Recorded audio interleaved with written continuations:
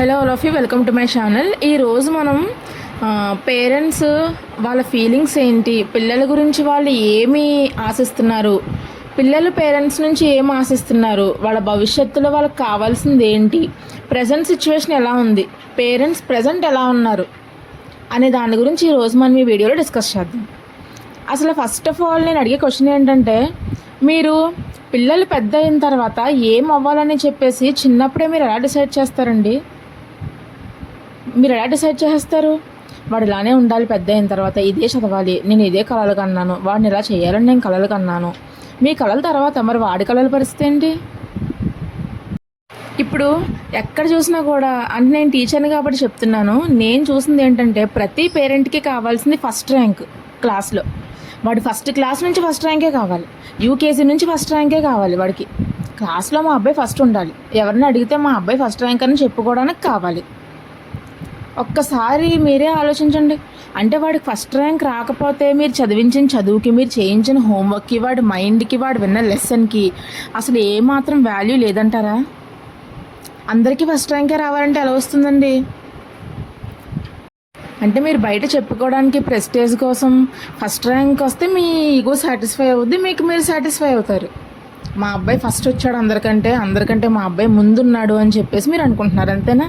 మీకు విషయం తెలుసో లేదో, ఎంతోమంది బాగా చదువుకున్న వాళ్ళు ప్రజెంట్ ఇప్పుడు జాబులు లేకుండా ఉన్నారు. మధ్యస్థంగా చదివిన వాళ్ళు జాబ్స్లో సెటిల్ అవి వాళ్ళ తెలివిని బట్టి వాళ్ళ లైఫ్ని లీడ్ చేస్తున్నారు వాళ్ళు. మీరు ఎప్పుడూ కూడా మీ ఆలోచన ధోరణి తప్పు. అలా ఎప్పుడూ ఎక్స్పెక్ట్ చేయొద్దు. నెక్స్ట్ ఎప్పుడైనా ఆడుకున్న ఒక పొద్దున్నెళ్ళి మధ్యాహ్నం వస్తాడండి మా అబ్బాయి ఆడుకోవడానికి, మళ్ళీ 4కి వెళ్తాడండి, 6కి వస్తాడండి ఆడుకోవడానికి. ఆ ఏజ్లో ఆడుకోకపోతే ఇంకెప్పుడు ఆడుకోవాలి? ఇంకెప్పుడు చూసినా చదువేనా? ఒక్కసారి మీరే ఆలోచించండి. వాడికి స్కెచ్ పెన్స్ కానీ, డ్రాయింగ్ బుక్ కానీ కొనివ్వండి, వాడికి ఏదైనా ఇంట్రెస్ట్ తెప్పించండి, లేదంటే క్లే మౌల్డింగ్ అనేది నేర్పించండి, లేదంటే క్రియేటివ్ టాస్క్స్ ఉంటాయి యూట్యూబ్లో కానీ ఇన్స్టాలో కానీ, అవన్నీ చూసి వాడి చేత చేయించండి. వాడికి కూడా ఇంట్రెస్ట్ కలిగి వాడికి ఒక ఎక్సైట్మెంట్ ఉంటుంది. వాళ్ళలో కొత్త అవుట్పుట్స్ వస్తాయి కదా క్రియేటివ్ ఆర్ట్స్లో, అవి చూసి వాడికి కూడా ఇంట్రెస్ట్ పడుతుంది. వాడితో పాటు మీరు ఆడండి, మీరు పాడండి వాడితో పాటు. వాడికి ఒక మంచి మెమరీస్లో ఉంటాయి అవన్నీ. కాబట్టి పిల్లల్ని ప్రెజర్ చేయొద్దు ఎప్పుడూ కూడా. వాళ్ళకి ఎంత మేరకు అయితే చదవగలరో అంత మేరకే చదివించండి వాళ్ళని. వాళ్ళకి ఇప్పుడున్న అవుట్పుట్ని బట్టి మీరు ఫ్యూచర్ని మాత్రం డిసైడ్ చేయొద్దు. ఇంకొకటి, వాళ్ళు మాత్రం అనుకోరా అందరికంటే నేను ఫస్ట్ రావాలని చెప్పేసి. కానీ కొంతమందికి సామర్థ్యం అంతే ఉంటుంది, దాన్ని పేరెంట్స్ అర్థం చేసుకోరు.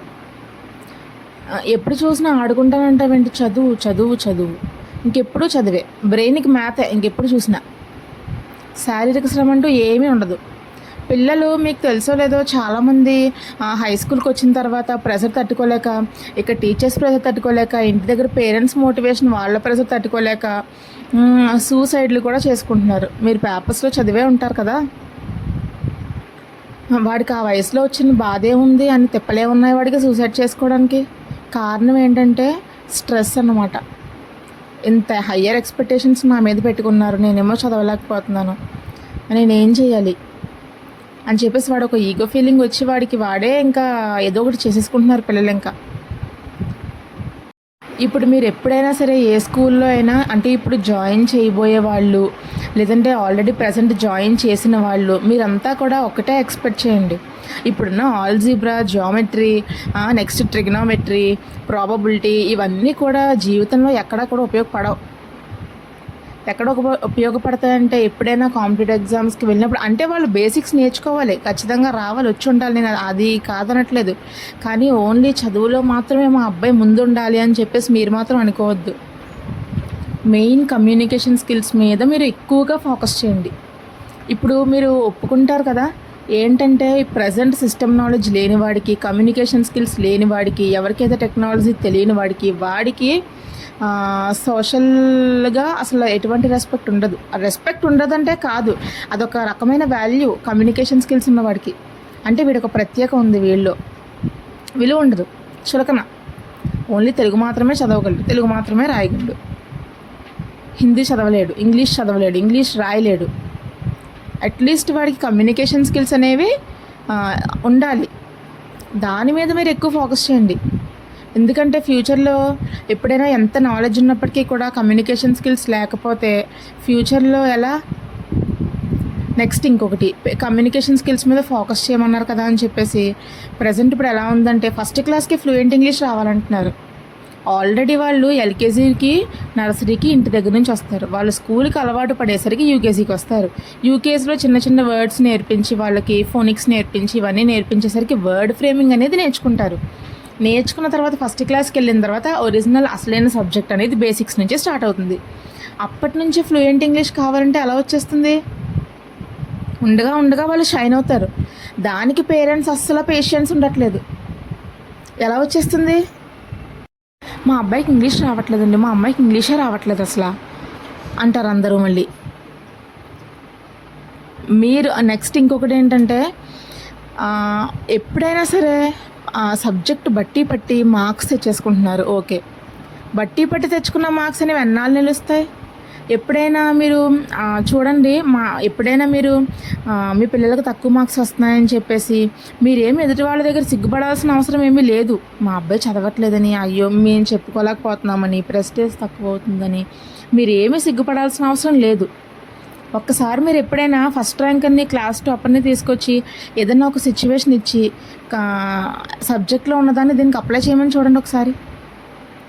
అందులో 50% పిల్లలు రెస్పాండ్ కూడా కారు. ఎందుకంటే వాళ్ళకి అదంతా బట్టి పడ్డం వల్ల వచ్చిన నాలెడ్జ్ అది. అలా అని చెప్పేసి అందరు ఫస్ట్ ర్యాంకర్స్ని కూడా నేను ఏం అనట్లేదు అలా అని, నాలెడ్జ్ ఉన్న వాళ్ళు ఉంటారు. కానీ ఏంటంటే మీ పిల్లల్ని కంపేర్ చేసి అనవసరంగా వాళ్ళని తిట్టకండి, వాళ్ళ మైండ్ మీద ప్రెషర్ తీసుకురాకండి, వాడికి ఒక జెలస్ ఫీలింగ్ అనేది తెప్పించకండి. హెల్దీ కాంపిటీషన్ అనేది ఉండేలా చేయండి. నెక్స్ట్, ఎప్పుడైతే మనం చదువుకున్న చదువు అనేది బయట సిచ్యువేషన్స్కి మనం అప్లై చేయగలుగుతామో ఆ రోజు ఆ చదువుకి మనం న్యాయం చేసినట్టు. ఎప్పుడైనా జీవితంలో ఉపయోగపడడానికి కావాలి చదువు, మన క్యారెక్టర్ని బిల్డ్ చేసుకోవడానికి కావాలి చదువు. ఎదుటి వాళ్ళ దగ్గర ఎలా ఉండాలి, ఫ్యూచర్లో మనం ఎదుటివాడి ఎమోషన్స్ని మనం ఎలాగా అర్థం చేసుకోవాలి, మనం ఎంత కైండ్ హార్టెడ్గా ఉండాలి, మోరల్ వాల్యూస్ అనేవి ఎలా ఉండాలి, ఇది నేర్పించడానికి మనకి చదువు ఉండాలి.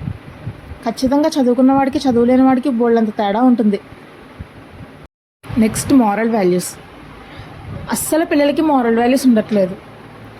ఎప్పుడైనా సరే ఎవరైనా చూసిన తర్వాత ఎవరైనా వాళ్ళలో లోటుపాట్లు ఏమైనా ఉన్నాయనుకో వాటిని దెప్పిపడవడం, లేదంటే ఎదుటి వాళ్ళు ఎవరైనా కొట్టినా తిట్టినా మనం చూసి నవ్వడం. నెక్స్ట్ ఇంకొకటి ఏంటంటే ఎవరిని కూడా రెస్పెక్ట్ ఇవ్వకపోవడం. ఫస్ట్ పెద్దవాళ్ళకి ఈ సోషల్ మీడియాలో ఈ కోడ్స్కి ఈ రీల్స్కి అడిక్ట్ అయిపోయి వాళ్ళు ఏమి చేయకుండా దాన్నే నిజ ప్రపంచం అన్నట్టు ఫీల్ అయిపోయి సినిమాల్లో ఉన్న సినిమా కానీ సోషల్ మీడియా కానీ బాగా ఇంపాక్ట్ చూపిస్తుంది అసలు స్టూడెంట్స్ మీద. దానికి బాగా అడిక్ట్ అయిపోయి ఆ ఇన్ఫ్లుయెన్సర్స్ చూసి వీళ్ళు కూడా అదే స్టైల్ని ఫాలో అవ్వడం, పేరెంట్స్ చెప్పిన మాట వినకపోవడం, ఎప్పుడు చూసినా ఫోన్ చేతిలో. చిన్నప్పటి నుంచి వాడు ఇలా చేస్తే ఊరుకుంటాడు కదా, ఏడుపు ఆపుతాడు, ఓన్ చేస్తాడు అని చెప్పేసి ఫోన్ తీసుకొచ్చి చేతిలో పెట్టేస్తున్నారు అంతే. ఇంకా స్మార్ట్ ఫోన్స్ అనేది తీసుకొచ్చి వాడికి యూట్యూబ్ ఇవ్వడం, రీల్స్ చూపించడం, ఇన్స్టా చూపించడం, ఇవన్నీ మీరే అలవాటు చేసి చిన్నప్పటి నుంచి పెద్ద అయిన తర్వాత మా అబ్బాయి అసలు ఫోన్ వదలట్లేదండి, ఇంటికి వచ్చిన దగ్గర నుంచి ఫోనే చూస్తున్నాడు, తింటూ కూడా ఫోనే చూస్తున్నాడు, ఇలాంటివన్నీ కంప్లైంట్స్ చేస్తే ఎలా కుదురుతుంది? ఎవరికైనా చిన్నప్పటి నుంచి మీరు అలవాటు చేయకూడదు. మీరు ఎప్పుడైనా చూడండి, పిల్లలు మనం ఏం చేస్తే ఎదుటి వాళ్ళు కూడా అదే చేస్తారు. మనం ఏది అలవాటు చేస్తే వాళ్ళు అదే అలవాటు పడతారు. మీరు ఫోన్ చూడడం తగ్గించండి, మీ పిల్లలు కూడా ఫోన్ చూడరు. ఓహో, అదంత వాల్యుబుల్ థింగ్ కాదన్నమాట, అయితే మనం కూడా అలా చేయకూడదేమో అని చెప్పేసి వాళ్ళు కూడా మనల్ని చూసి నేర్చుకుంటారు. అలా ఉంటుంది. మన బిహేవియర్ కూడా స్టూడెంట్స్ మీద బాగా ఇంపాక్ట్ అవుతుంది. నెక్స్ట్, ప్రతి పిల్లాడికి అంటే నేను ఎవరి పేరెంట్ని అడుగుతాను, ఇంటికి వచ్చిన తర్వాత టెక్స్ట్ బుక్ కానీ నోట్స్ కానీ రాస్తున్నప్పుడు లేదా చదువుతున్నప్పుడు దానికి మీనింగ్ అడగండి. స్కూల్లో ఏం చెప్పారు, నీకేం అర్థమైంది అంటే వాడు ఎంత ఫోకస్ చేస్తున్నాడు అనేది మీరు ఇంటికి వచ్చిన తర్వాత ఒకసారి తెలుసుకోండి. దాన్ని బట్టి మీ పిల్లలకి మీరు మోటివేట్ చేయండి. వినాలి, మనం ఎన్ని ఫీజులు ఎంత డబ్బులు పెట్టి చదివిస్తున్నాం కదా, టీచర్ ఏం చెప్తున్నారనేది వినాలి. అట్లీస్ట్ సబ్జెక్ట్ అయినా నాలెడ్జ్ రావాలి. నీకు మార్క్స్ గురించి నేను అడగట్లేదు, కానీ నువ్వు ఎంత చదువుకుంటున్నావు, నీకు ఎంత మైండ్లోకి వెళ్తుంది అనేది నాకు తెలియాలి. కాబట్టి వాడు ఏం విన్నాడు, వాడికి ఏం అర్థమైంది క్లాస్లో, ఒకవేళ అర్థం కాకపోతే టీచర్ని రేజ్ చేసి క్వశ్చన్ అడిగావా లేదా? ఎందుకు అలా చూస్తూ కూర్చున్నా? ఒకవేళ అడిగితే టీచర్ చెప్పనన్నారా? లేదంటే నువ్వు అసలు అడగే లేదా, నువ్వు అసలు వినేలేదా లెసన్? వినకపోతే అలా ప్రతిరోజు కూడా అప్డేట్స్ అనేవి తెలుసుకుంటూ చిల్డ్రన్తో కాస్త టైం స్పెండ్ చేయాలి. ఇప్పుడు కూడా వాళ్ళతో టైం స్పెండ్ చేసినప్పుడే వాళ్ళు చెడు సావాసాలు పట్టకుండా ఉంటారు. వాళ్ళ మైండ్లో ఏం రన్ అవుతుంది, వాడు ఎంత చదువుకుంటున్నాడు, స్కూల్లో వాడు ఏం నేర్చుకుంటున్నాడు, వాడి మైండ్ ఎంత హెల్తీగా ఉంది, వాడు ఏదైనా బాధపడుతున్నాడా లేదంటే చాలా హ్యాపీగానే ఉన్నాడా ఏంటి, ఇవన్నీ కూడా మీకు తెలుస్తాయి. కాస్తైనా పిల్లలతో టైం స్పెండ్ చేయండి. మీరు కూడా ఫోన్లకి టీవీలకి అతుక్కుపోకండి. కొన్ని పేరెంట్స్లో ఫాదర్ ఉన్నారనుకోండి, ఆయన అంటే బయటికి వెళ్తారు, ఆయనకి ఒక ఫ్యామిలీని చూసుకోవడం అనేది పెద్ద బాధ్యత. ఓకే, తల్లికి బాధ్యతలు లేవా అని అనట్లేదు, కానీ ఇంట్లో ఎక్కువ టైం స్పెండ్ చేసేది మదరే కదా. మదర్ అయినప్పుడు మీరే కదా చూసుకోవాలి. పిల్లల్ని ఎక్కువగా కేర్ చేయాల్సింది మీరు కదా. మీరు కూడా మీ పార్ట్నర్స్ని మోటివేట్ చేసి పిల్లల్ని ఎలా పెంచాలి, వాళ్ళతో ఎంత టైం స్పెండ్ చేయాలనేది మీలో మీరు డిస్కస్ చేసుకుని పిల్లలతో హ్యాపీగా ఉండాలి. మీరు కూడా వాళ్ళు అలా గాలికి వదిలేస్తే వాళ్ళు ఏం చేస్తున్నారు, ఎలాంటి ఫ్రెండ్షిప్స్ చేస్తున్నారు, లేదంటే వాడు ఎలా ఉంటున్నాడు, దేనికి అడిక్ట్ అవుతున్నాడు, దేని వైపు ఎక్కువ ఇంట్రెస్ట్ చూపిస్తున్నాడు అనేది మీకు ఎలా తెలుస్తుంది? మీకు తెలియాలంటే మీరు కూడా వాళ్ళతో ఎప్పుడు కూడా బాండింగ్ అనేది అలా కంటిన్యూ చేయాలి. స్టూడెంట్స్తో వాళ్ళకి ఎంత క్లోజ్గా ఉంటే వాళ్ళు అంత హ్యాపీగా ఉంటారు మనసులో.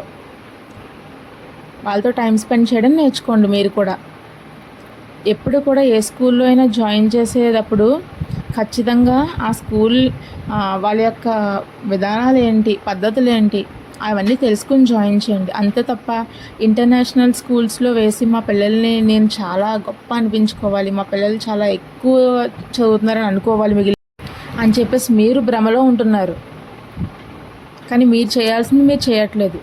లేదంటే ఫీజు తక్కువ అని చెప్పేసి స్కూల్లో వేస్తామని. ఓకే, ఆర్థిక పరిస్థితులు అనేవి అలా ఉంటాయి, నేనేం కాదనట్లేదు. కానీ ఉన్న వాటిలో బెటర్ స్కూల్ని చూస్ చేసుకుని వేసుకోండి. బయట టాక్ ఏంటనేది కాదు, మీరు కూడా మీ పర్సనల్గా మీకు తెలిసిన వాళ్ళు ఎవరైనా ఉంటే వాళ్ళని కనుక్కుని వాళ్ళ ఎక్స్పీరియన్స్ ఏంటో తెలుసుకుని వాళ్ళ పిల్లలు ఎలా ఉన్నారో చూసుకుని అలాంటి మంచి స్కూల్స్లో మీ పిల్లల్ని మీరు జాయిన్ చేసుకోండి.